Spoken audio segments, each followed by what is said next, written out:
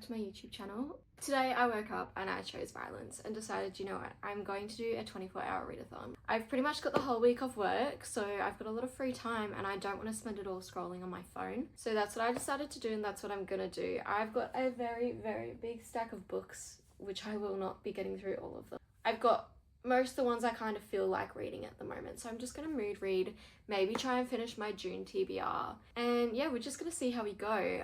It is, I think, like 5 minutes to 9. I'm gonna start at 9 o'clock and read until 9 o'clock tonight and do it in 2 12s because I don't hate myself. I'm gonna do 12 hours today and 12 hours tomorrow and finish up tomorrow at around 8 or 9 o'clock. Hopefully I start a little bit earlier tomorrow. The first book I'm gonna start with is my current read, which is The Only One Left by Riley Sager. I am loving this. Like, I don't think I've been this into a thriller for literally so long, and I love a thriller book. I've also been seeing all these US creators doing summerween videos and like summer Halloween stuff, and it's winter in Australia at the moment, so it's still kind of the vibe, but I got really jealous and I wanted to read a thriller, so I started this. I'm currently on page 286 out of, I think, 370, so I've got about 80 or 90 pages to go. I can't do maths right now, I'm trying to be quick with this. I'm going to start by finishing this one off first, and then I'm going to decide what I'm going to read next. It should be fun, hopefully.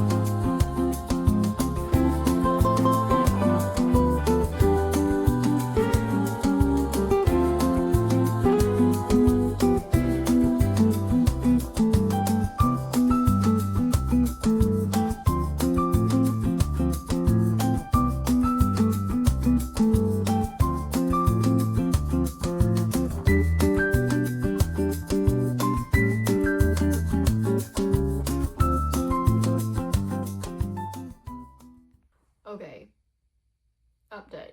I finished The Only One Left by Riley Sager, which you would have seen. I think I finished it about an hour and a half in. I read around like 90-ish pages. Low-key, I was so obsessed with it. I was like, oh my gosh, is this gonna be like my first 5-star thriller? And then it was like the ending, and like I was shook. But then there was another twist, and then there was another twist after that, and then there was another twist after that, and I feel like I didn't even talk about like what the book's about. Okay. So the book pretty much follows this girl called Kit, who's in like her early 30s, and she is a caregiver, which is kind of like a nurse apparently in the US, but is not a nurse. Like, they're live-in caregivers. And she takes on this new assignment, and the lady who she's caring for is this lady called Lenora Hope. And in 1929, Lenora was accused of killing her whole family, but no one knows what actually happened. She wasn't actually found guilty. Kit goes and meets Lenora, and then she finally starts to talk about what happened that night, and it's just like a bunch of twists, and it was really good. It's my first Riley Sager book, but I just found with the ending, it was doing too much. I feel like no thriller is ever going to be 5 stars with me because it's either like too little or too much. I've not found one that's like perfectly in between. I finished that, and then I actually had to go out and run an errand. I stopped, I got some fuel, I got some lunch, I just came home, I ate my lunch. I ate a really big lunch and now I feel unwell. But now we're back and I need to decide what I'm going to read next. I think I'm going to go with something off my June physical TBR.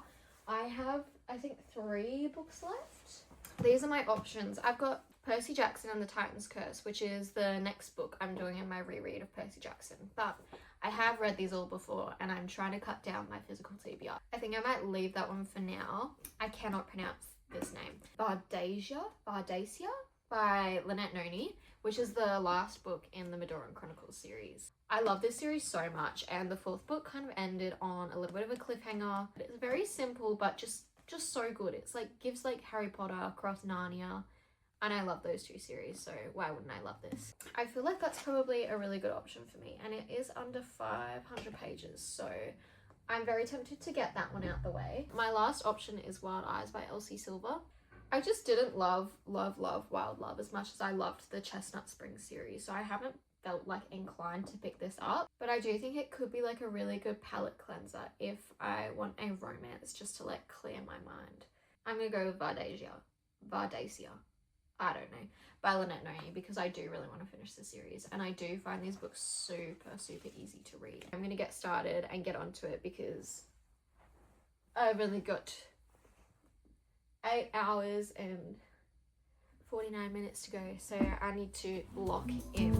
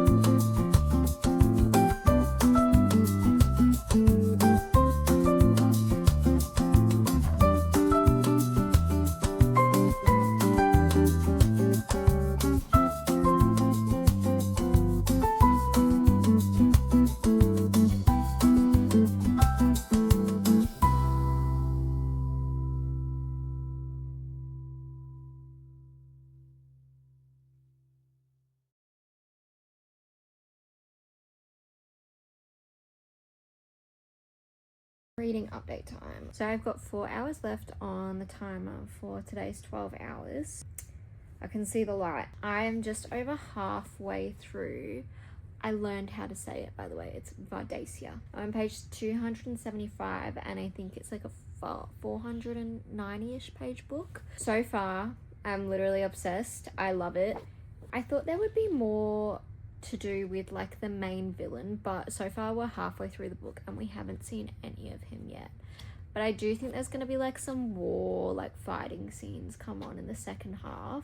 There's like sort of like a trials thing going on. There's quite a bit of romance in this one, which I am loving. I'm just like really enjoying it. Yeah, I feel like I'm kind of brain dead, so my explanations aren't going to be that good, but so far so good. I'm gonna go keep reading.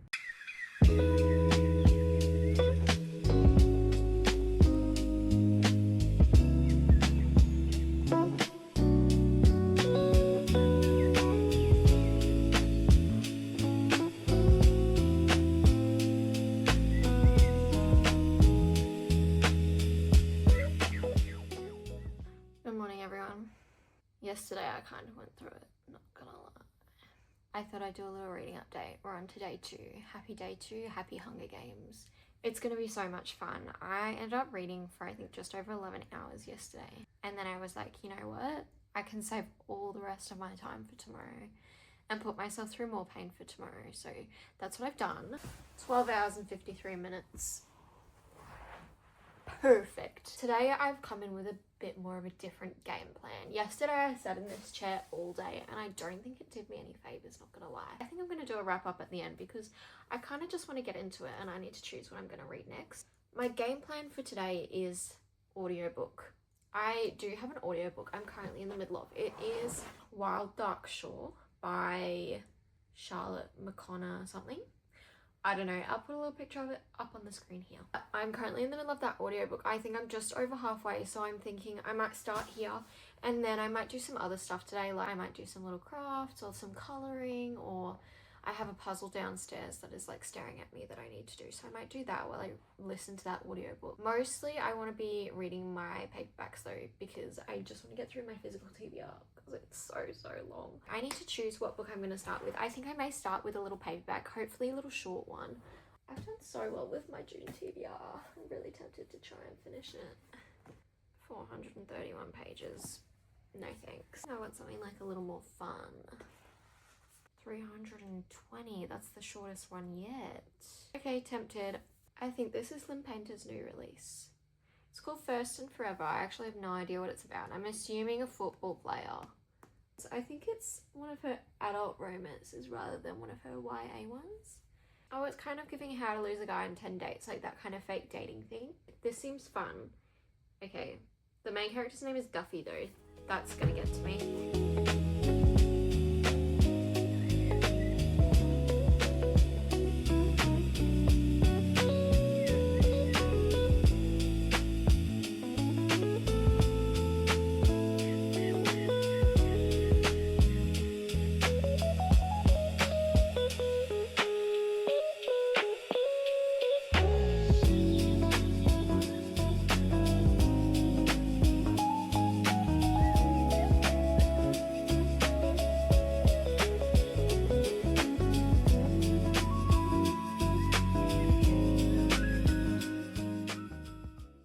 I'm 50% through and like I was just having the best time. It was so fun, so cutesy. I was literally obsessed, like I'm eating it up, and then I just got really sad. I was just like, you know, having the best time. I'm like 50% through. It's really cute. He's doing all these cute things for her. They're kind of fake dating, but also not really, because they like each other, but they're like pretending they're like boyfriend and girlfriend for her dad's benefit because he's sad because her mum died like a year ago. And it's the anniversary of her death, and now it's really sad. And I'm like, guys, what happened to the cutesy vibes? I thought I was reading a cute little romance book. Why is it so sad? Updates soon. I think we've got like under 10 hours to go.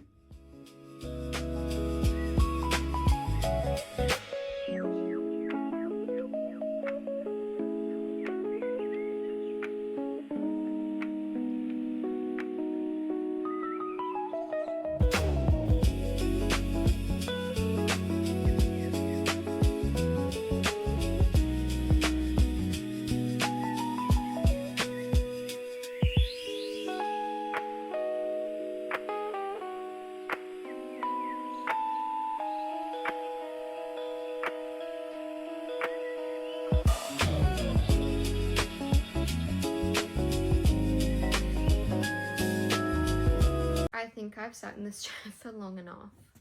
I just finished First and Forever by Lynn Painter, and I really loved it. It was so cute. I think we've got 7.5 hours left. I think I'm gonna switch it up and I'm going to keep listening to my audiobook.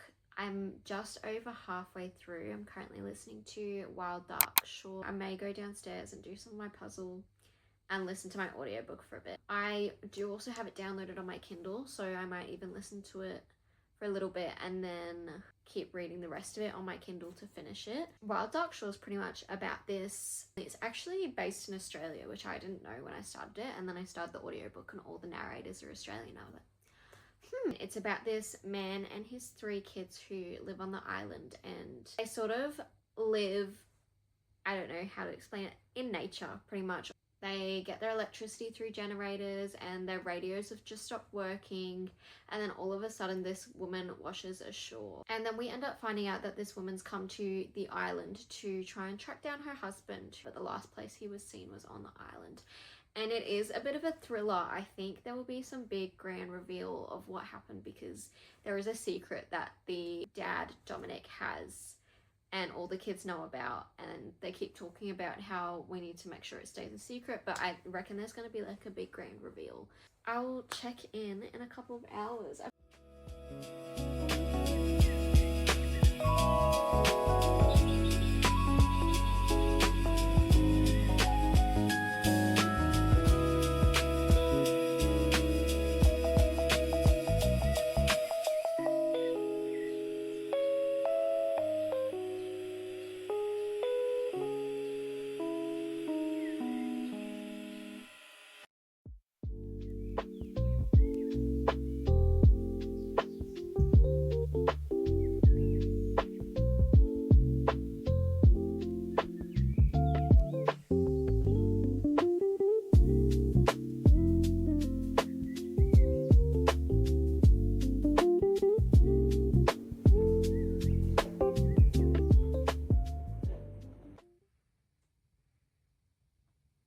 Oh my god, I just have so many thoughts.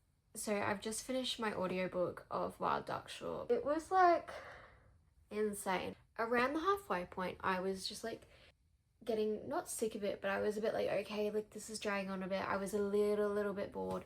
And then like the second half of the book was insane. I wish I was wearing my Apple Watch so I could have seen like my heart rate levels, because it was just like crazy. I reckon the second half of it really brought it up in a rating for me, because at first I was like, I'm not really seeing the hype, like what's gonna happen. So much stuff happened. My little brain is like cooked right now. We have officially got 4 hours and 15 minutes to go. I don't know if I'm going to be able to finish a whole book during that time. What I'm going to do, I'm going to give my brain a little bit of a break. I'm very tempted to start Dungeon Crawler Carl. I think it's by, is it Matt Dinniman?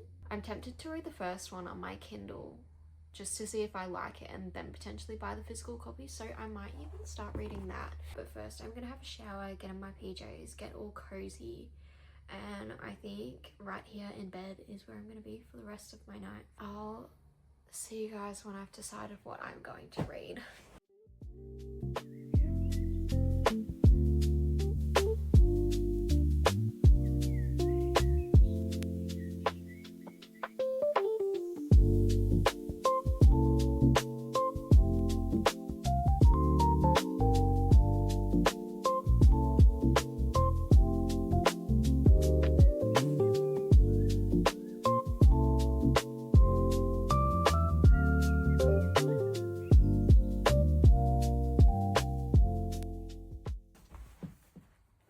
Let's talk about it.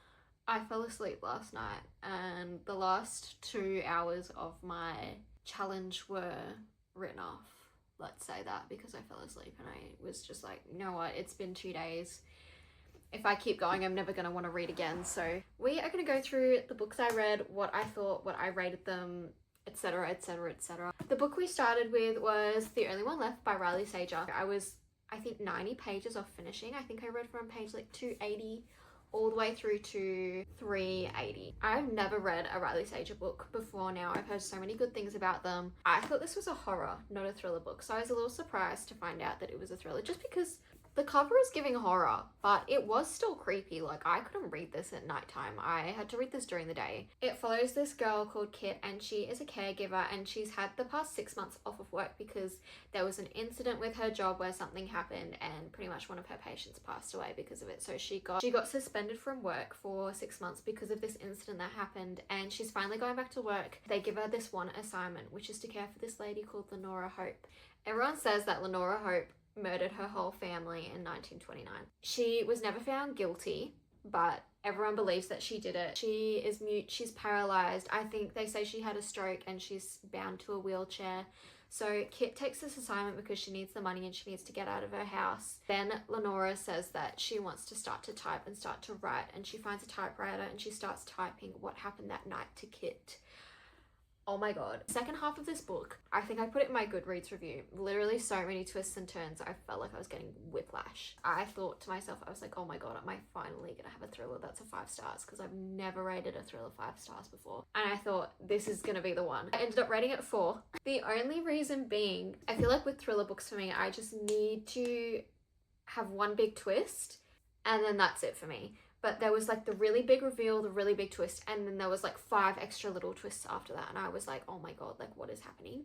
It was shocking to me, but I just wanted there to be like this really big twist, maybe a few little ones after that, but I felt like it just kept going and going and going. Other than that, it was literally so good. I really loved the writing, and I was hooked the whole way through. I was just obsessed with it to the point where I just kept wanting to pick it up over and over again. That was the first book we finished in this video. The next book that I read was Vardacia by Lynette Noni. This is the 5th book in the Madoran Chronicles series. This is the last book of the series, and oh my gosh, I went through all the emotions reading this. It's so YA, but it's still so emotional reading it. You know, when you know something's gonna have a good ending and have a happy ending, but then all these twists and turns come out and it's like, oh my god, what is going on? This book was so fun. There was like a trials situation. There was like a trials kind of thing where her group of friends had to get through like 6 gates in order to do something, and I found that really fun and really interesting. There was also a lot more romance in this book, and I was like I see you. I loved it. A couple in the book finally got together and I was obsessed with it. I do wish the main male character had a little bit more personality and we got to see a little bit more about him, but honestly, it was just so good. Like, I can't fault this series. I honestly think it's so fun, and I feel like if you're just getting into fantasy, this is a great series to read because it's so easy to read, so easy to understand. I've said this so many times, it's like Narnia cross Harry Potter, Magic School. It's so fun. I think there's one more novella for this book, which I haven't read yet, and I'm kind of tempted to read it just because I'm like so sad that it's over now. I think it was a 4.5 for me. I didn't get the 5-star feels. I feel like it was so close to a 5-star, but I just didn't get the feeling. I don't know how to explain it. I didn't get the 5-star feels. I really enjoyed this one too. I feel like I had so many good books I read during this. The next book, I literally loved so much. I thought this was so fun. I read First and Forever by Lynn Painter.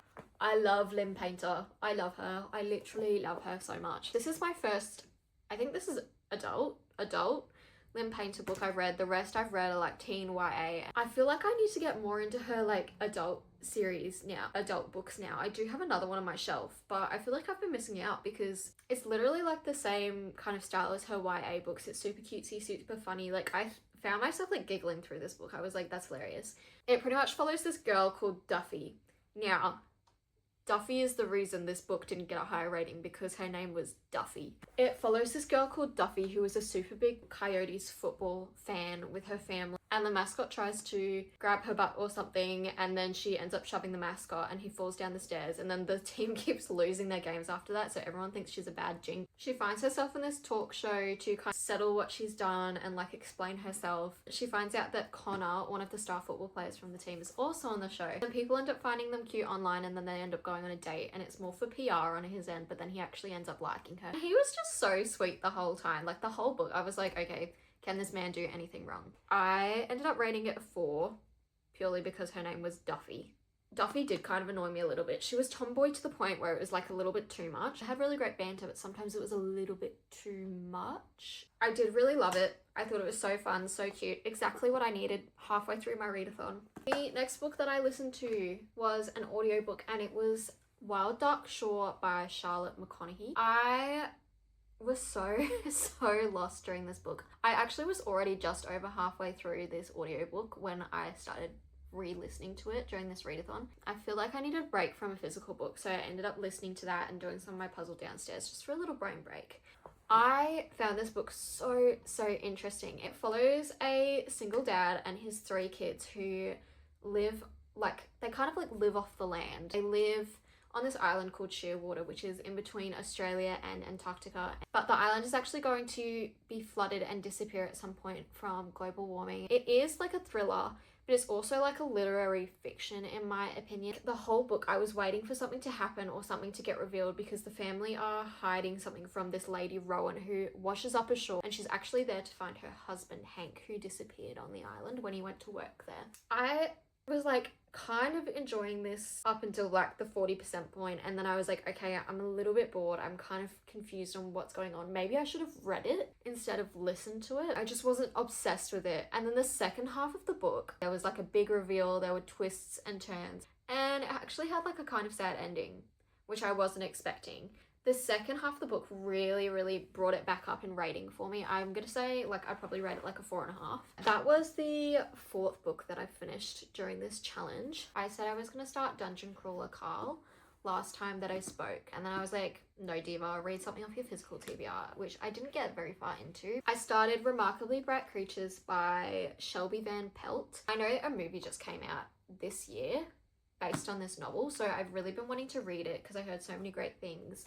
I just feel like it was probably the wrong time to pick it up because it's quite, not dense, but like there's a lot of information going on. I probably needed something a little bit more fast paced. I got 30 pages in. It's pretty much about this lady who works in an aquarium, and she works the night shift. She's a cleaner, and her son Eric mysteriously vanished on a boat. And then one night she meets Marcellus, who is the octopus who lives in the aquarium. He somehow becomes friends with this lady called Tova who works the night shift. He tries to pretty much figure out what happened the night that Eric disappeared, because no one knows and Tova doesn't believe her son's dead. It's a really interesting concept and I am really excited to keep reading it, but I just feel like it was the wrong time for me to read it. I got 30 pages in. I'm pretty happy with that. Overall, I finished 4 books. So that is the end of today's reading vlog slash video. I hope you all enjoyed. I feel like this was such a big challenge for me because I haven't done this in so long. If you did enjoy, don't forget to like, comment and subscribe, and I'll see you guys next time.